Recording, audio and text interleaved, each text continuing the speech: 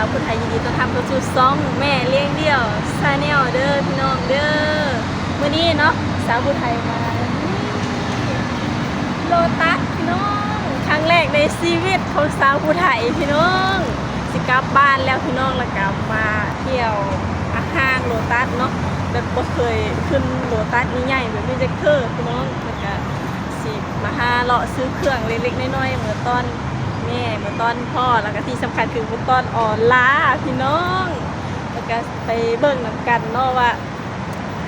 ที่แบบความรู้สึกของสาวผู้ไทยนี่เห็นห้างแบบใหญ่สวยหรูแบบนี้เนาะแบบบ่เคย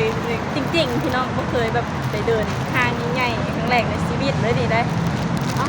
ไปเบิ่งนำกันบรรยากาศสิตื่นเต้นขนาดใดพี่น้อง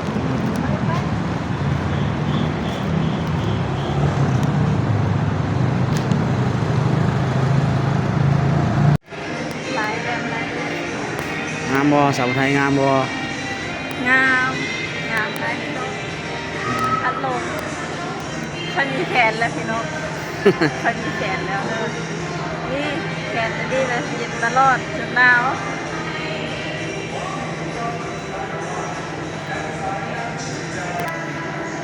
ไม่ได้บอกเคยสมัครลายดีแล้วเบิ่งแล้วค่ะได้เตรียมมาเบิ่งพี่น้องเลยไม่ได้เงินซื้อก็ได้แต่มาเดินก็ดีใจเลย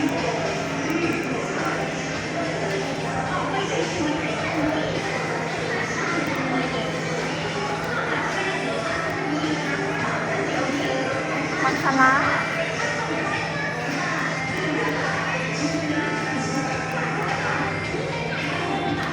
ก็99 บาทสนใจซื้อได้แล้วพี่น้องซื้อผ่าตัด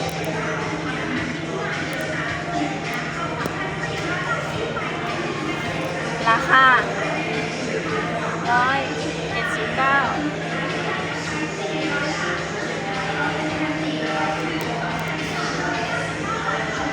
แพงเกินไป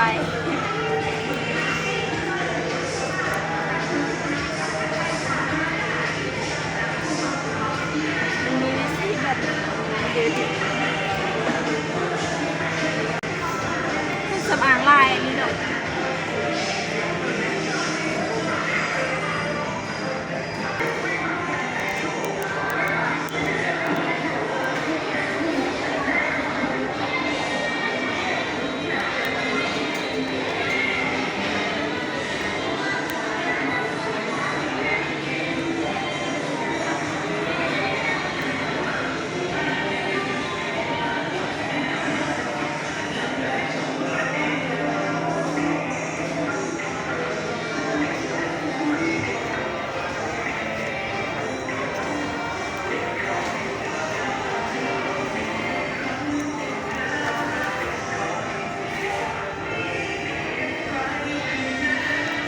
เลิศสติ๊ก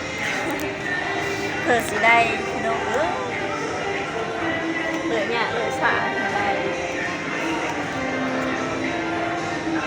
เปิดเครื่องสำอางก่อนลายนี่เนาะญาติไปเลยเลิกนี่ชื่อเลยได้แล้ว2 ชิ้นไปเบิ่งปลาลายครั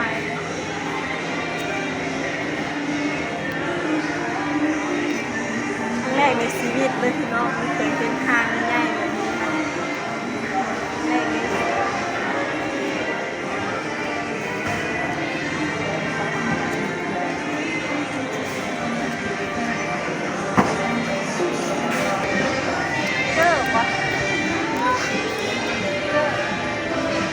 เป็นคนง่ายๆน้องเดินน่ารักมากเลยกระตามันเนี่ย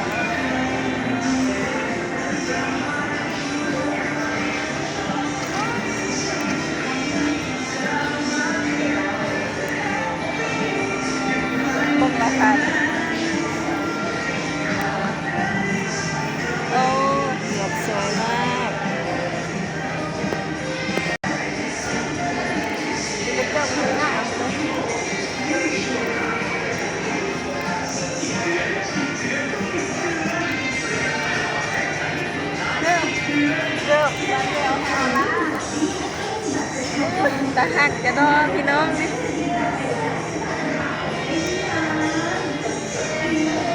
ราคาบ่อยเลยนะโอ้โหเกือบจะเธอเอาลาทูแน่เกือบจะบินแต่เอาลาเห็นนี่ไม่ได้ยั้งแบบนี้นะดึงเอาเวิร์ดเลยนะ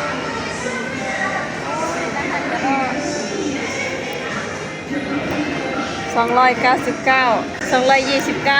ขอโทษพี่น้องแต่ว่าพี่โอ้โหเกือบงามๆเลยเธอเอาลาทู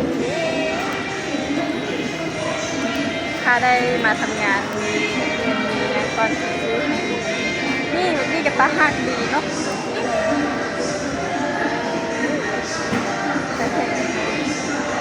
โอ้โห379เลยโอ้โหมีแต่เกิบงามๆ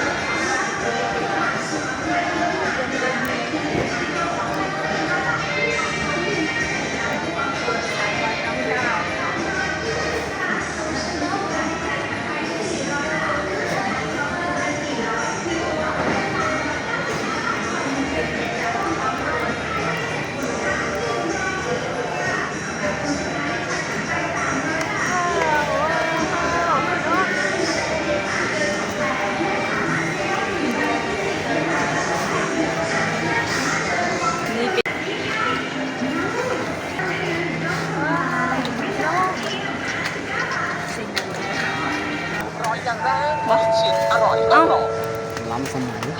มีจออีกพี่น้องเข้ามาในห้างเห็นจอแบบนี้แบบ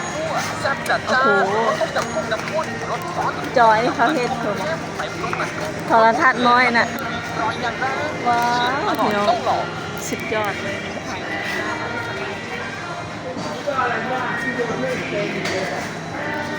ค่าแบบนี้หลายขนาดเลือกกินเลยเอาอะไรแบบสินค้ารถตัดบอกมาครั้งแรกของสาวลาวแล้วพี่น้องที่เข้ามารถตัดมาเห็นสินค้าแบบสินค้าไทยลายแล้วมีคาราบี้มามากมีลายยี่ห้อดีพี่น้องเลยลายจากชิลเลอร์กินเลยอันได้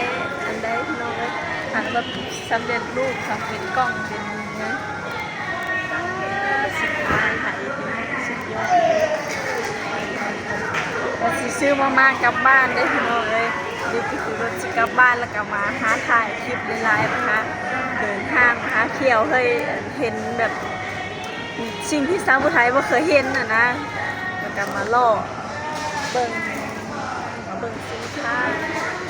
ซื้อมาม่าเหมือนตอนพ่อโทรมาว่าซื้อมาม่ามาตอนในเด้อว่าสั้นเอาสองถุงนี้ใหญ่นะพี่น้องแต่ท้องว่าจังได้แหละพี่น้องเอ้ยชาวผู้ใดก็ท้องเปลี่ยนมาหมูสับเห็นว่าอันแบบยำกับส้มพ่อกินมาได้เป็นรู้มาอันแบบนี้ค่ะพี่น้องมันบางโซนนกเนาะ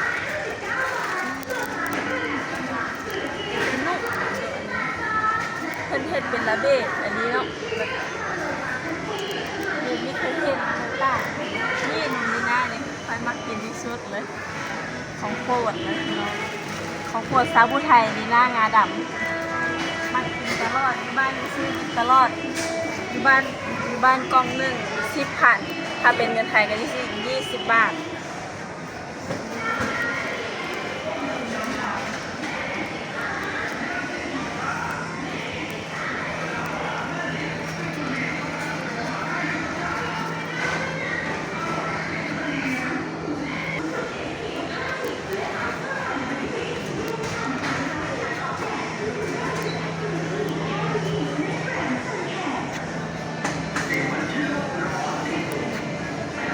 ว่าอันนี้ก็ส่งเองนี่นะ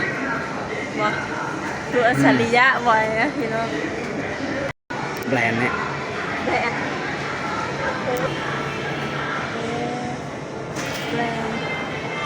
เห็นแต่เป็น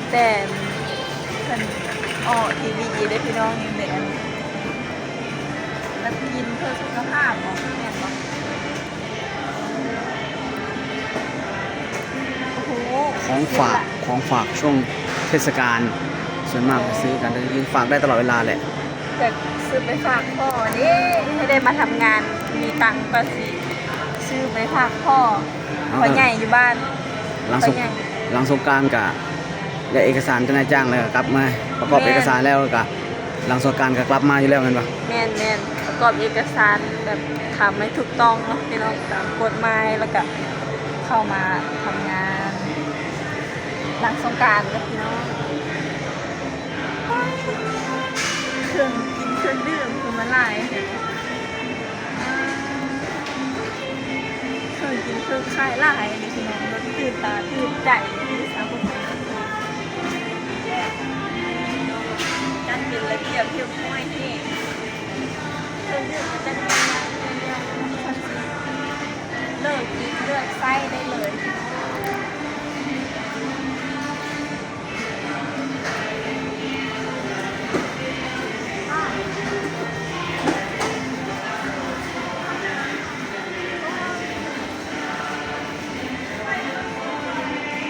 เต้แหนมกิโลเลยเต้เนี้ยไม่ได้ครอบครองเครื่องดื่มกันหลายเนาะต่างจากบ้านเฮาอะไรครับชิว่าบ้านนอกก็ว่าเลยน้องเลยก็มาแต่บ้านนอกอันนี้บ่เคยเห็นแบบคลองลายแล้วก็เป็นระเบียบเข้มข้นขนาดเลยโอ้ย่างมาโซนแบบอันนี้มอนบอก หมอนข้าง มอนข้างมอนม่วนจักก็ได้บ่นี่ มาจับดีที่สุด จัก นี่เห็นบ่ผ้าห่มไปฝากพ่อจะคืนนึง เอาไปฝากพ่อฝากออนไลน์ได้เนาะโอ้เขาเบิ่งราคาเขาสิร้อยนะ500นะ500เลยนะคะ มาเห็นงานกันค่อยซื้อเลยกัน ตอนนี้ยอม งานมีงานทำยังค่อยซื้อแล้วพี่น้องอันนี้มาเบิ่งก่อนมาเบิ่งพอเป็นบุญตากลับบ้านแล้วก็มาเบิ่งมาเที่ยวให้อิ่มใจอิ่มตาไปเลยพี่น้องโอ้พี่น้องเครื่องซักผ้ารับฟรีคูปองส่วนลด 1,200 บาทได้เลยโอ้โหพี่น้องเครื่องซักผ้าหลายขนาดนี้เลยบอกว้าวพี่น้องมาด้านนี้เป็นตู้2 ชั้นเลยพี่น้องมีทั้งซัมซุงมีทั้งอุ๊บลายมีทั้งเลย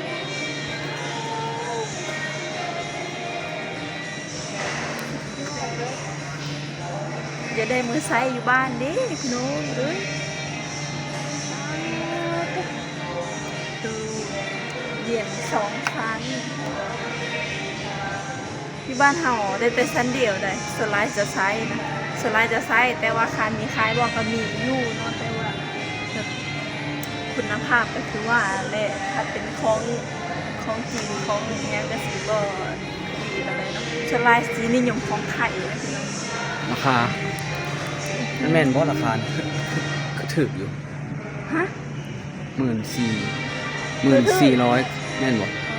ว่าปกติมัน18,000พุ่นเด้โอ้ โอ้ เจ้ารถดิ เพิ่นมีส่วนลดบ่ มันมีส่วนลด โอ้ส่วนลดเยอะเอามือบ้านจักอันหนึ่งเด้พี่น้องเว้ย เฮ็ดงานมาสัก3 เดือนกว่าเฮาสิได้นี่ก็ได้ แม่นแล้ว นู่นๆจะไปดูทางพุ่นอยู่ทางพุ่นทีนี้ ในผ้านี่มือปั่นผ้ามือปั่นผ้า ดูราคาก่อน ออล่านะมือปั่นผ้าแม่พร้อมแล้วเนาะออล่ามักบินเปื้อนลายสักราคาทุกวัน อ๋อนี่ไงราคาจับต้องได้นี่เหมือนกัน กาฟาดบ่นี้นะราคาแค่ 4,990 บาท ส่วนลดดูส่วนลดเห็นไหม โอ้โหช่วงนี้มีโปรบ่ นี่ บ้านรา จา คาก ปกติ 8,000 8,990 บาท เหลือแค่ 4,990 บาท อีวันเฮานี่บ่ได้เด้ อ อยู่บ้านเฮาเป็นหมื่นคุณ เป็ เล น ย หมื่นเครื่องนี้ พี่นกของไข่ไซส์ดีแถมราคาก็แบบโอ้โหสุดยอดเลยที่บ้านเฮาราคาเป็นหมื่นคุณเลย แมน นี่รุดเบิดเลยนี่อาจจะอุ้มมือบ้านครับ เอามายากอันนั้นตู้เย็น ว่าหยอดสื่อแล้วพี่น้องแบบสะอ่อนราคานี่ไหม อัน รา นี้ คาถูกแพงแล้วก็สินค้าก็แบบ วันเท่า ยี่ นี้ ห้อแบบดีๆเลยนะ ตัวนี้นี่ โอ้โห น่าจะหมื่นกว่า แม่น หมื่นกว่าเลยล่ะ อืม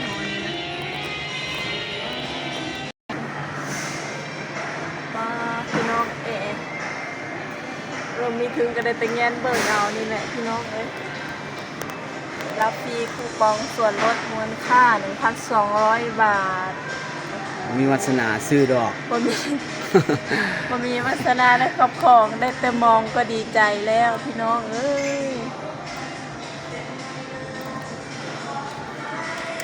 ได้แค่มองแต่ว่าทำอะไรไม่ได้2 เดือนกว่าเลย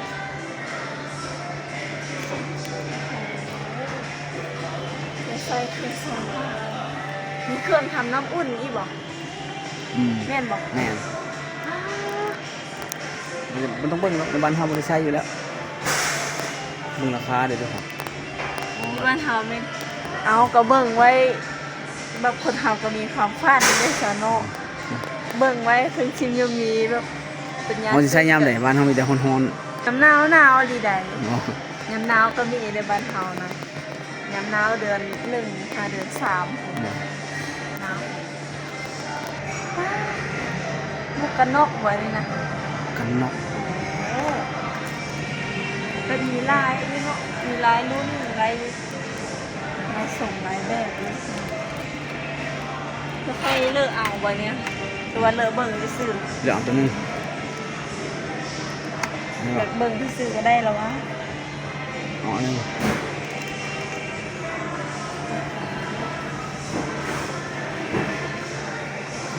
น้องซื้อหมวกกันน็อกใส่อยู่แล้วขี้ฝุ่นลายเอาพี่น้องช่วงท้ายคลิปนี้สาวผู้ไทยกันสิได้จบคลิปไว้เพียงเท่านี้เลยเด้อพี่น้องเด้อนี่ได้หมวกกันน็อกเนาะคือแบบมาเดินห้างเนาะนี่ก็ได้ เอาไปใช้อยู่ลาวบ่ มือใส่อยู่แล้วพี่น้องซื้อมือใส่อยู่แล้วแล้วก็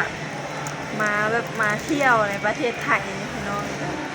เห็นหลายสิ่งหลายอย่างแบบสวยงามเลยแล้วก็ ดีใจป่ะทางประเทศไทยดีใจป่ะ ดีใจเลยเฮ็ดให้ชาวผู้ไทยเยอะมาทำงานพี่น้องอยากมาทำงานแล้วก็แบบมาในครั้งนี้มีมาเที่ยวเนาะแล้วก็มาแบบเลาะหางานน้ำพี่น้องมาเลาะหางานมาเลาะหานายจ้างน้ำเนาะมาเลาะหานายจ้างแล้วก็ไปทดลองงานเบิ้งถ้าว่าเขาเฮ็ดได้เนาะเฮ็ดได้ก็ว่าอยู่ได้เนาะนำเจ้านายนะทำนายจ้างแล้วก็สิขอแบบขอเอกสารนำนายจ้างเนาะสิเอากลับไปทำอยู่ลาวพี่น้องไปทำบัตร MOU อยู่ลาวแล้วก็หลังสงกรานต์ชาวผู้ไทยก็สิกลับมาเฮ็ดงานพี่น้องเพราะว่าเห็นประเทศไทยแล้วแบบน่าอยู่หลายแบบงามจากมาเฮ็ดงานเลยพี่น้องเอ้ยความคิดชาวผู้ไทยแบบมีความสุขหลายพี่น้องคือสิกลับไปทำบัตรให้แบบคือต้องตามกฎหมายซะก่อนพี่น้องชาวผู้ไทยก็สิกลับเข้ามาทำงานเนาะพี่น้องเนาะจังได๋ก็ฝากพี่น้อง FC ฝั่งไทยเนาะหรือว่าฝั่งลาวก็เป็นกำลังเจอเพื่อสาวผู้ไทยเด้อเนาะเอาสำหรับคลิปนี้สาวผู้ไทยกับสิคอฝากไว้เพียงเท่านี้เนาะพอกันในคลิปหน้าเด้อพี่น้องเด้อสาวผู้ไทยก็สิถ่ายคลิปเล่นไลฟ์เพื่อกลับไปลงที่บ้านเนาะคิดฮอดเมืองไทยนะเอาบ๊ายบายพอกันคลิปหน้าเด้อขอบใจหลายๆเด้องานพี่น้องคุ้มหอบอยากเอามือใส่อยู่บ้าน